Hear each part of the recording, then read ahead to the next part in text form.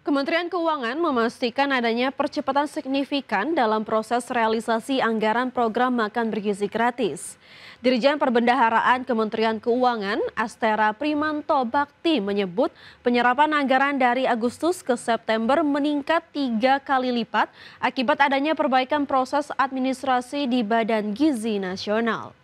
Menurut Prima, pemerintah telah mengubah mekanisme pencairan dana MBG yang semula menggunakan sistem reimburse menjadi sistem pencairan langsung berdasarkan perencanaan kebutuhan 10 hari. Langkah ini diambil setelah evaluasi menunjukkan bahwa sistem reimburse memperlambat realisasi anggaran.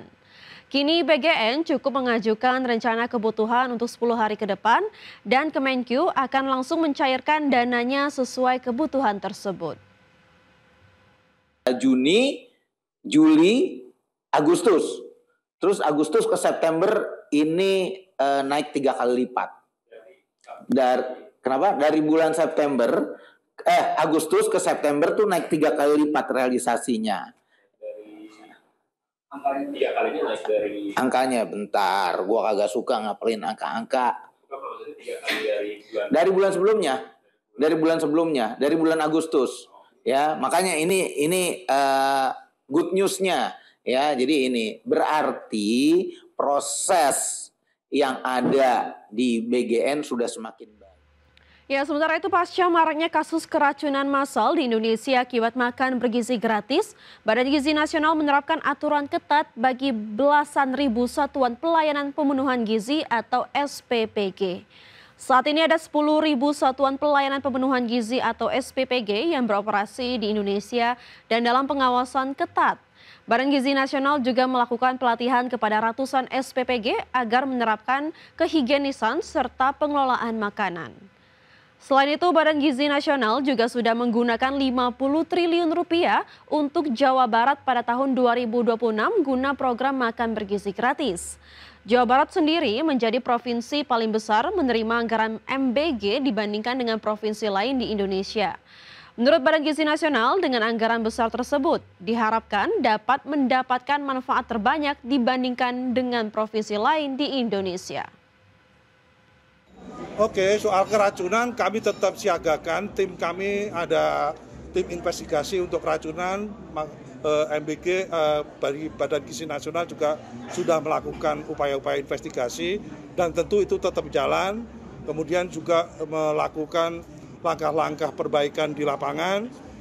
SOP-nya akan diperbaiki dan kami sudah mengeluarkan beberapa surat edaran untuk optimalisasi tersebut.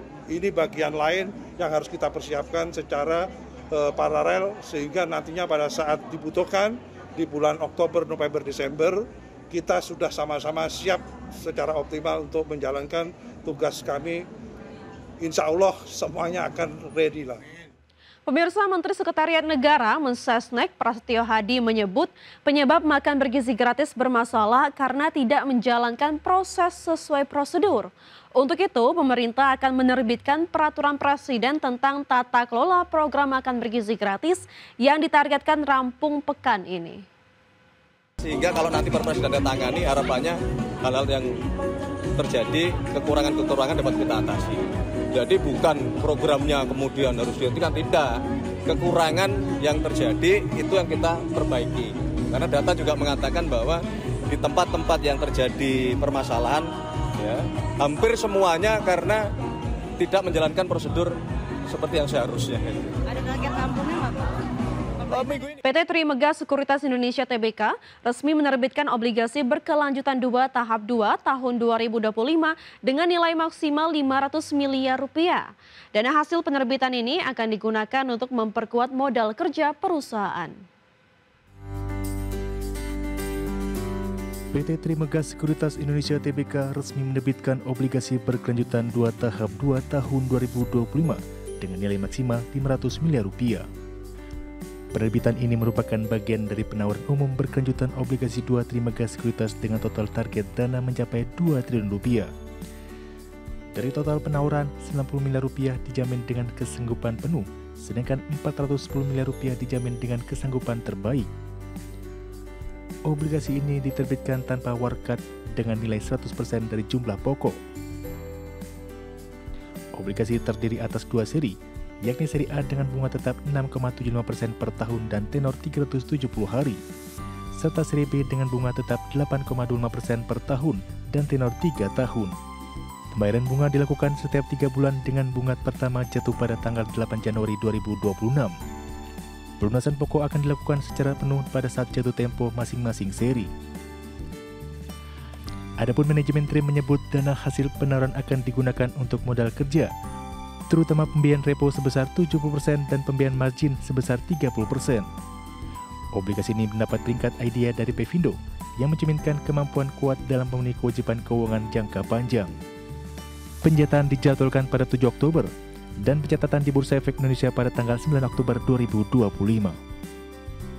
Berbagai sumber untuk iDirectional.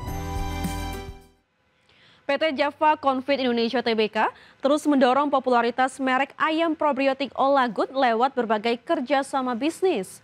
Melalui unit bisnis Java Food, Java gencar melakukan kolaborasi bisnis to bisnis untuk mengembangkan produk dan pasar.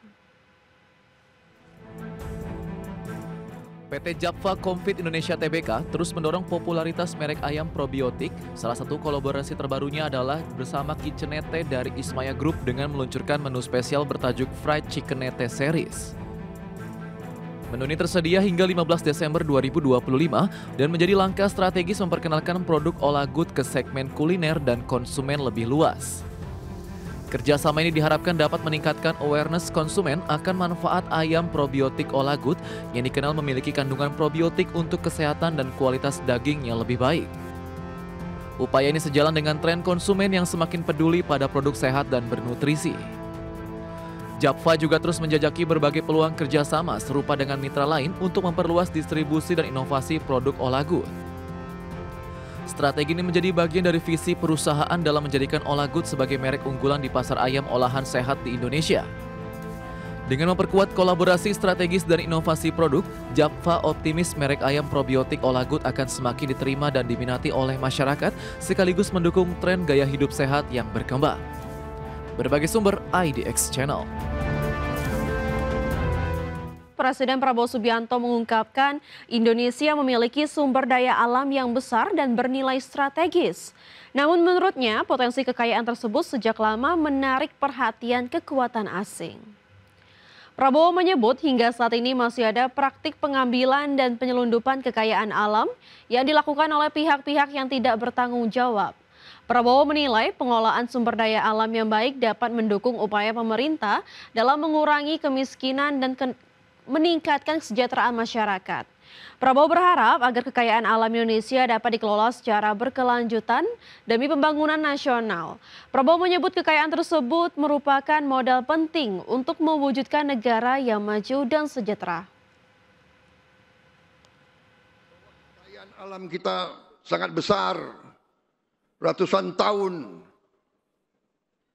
Nusantara ini selalu diganggu, diinvasi oleh kekuatan-kekuatan asing. Mereka ke kita untuk mengambil kekayaan kita. Sampai hari ini, sampai detik ini, masih banyak kekayaan kita yang dicuri, yang diselundupkan, yang diambil oleh kekuatan-kekuatan yang tidak bertanggung jawab.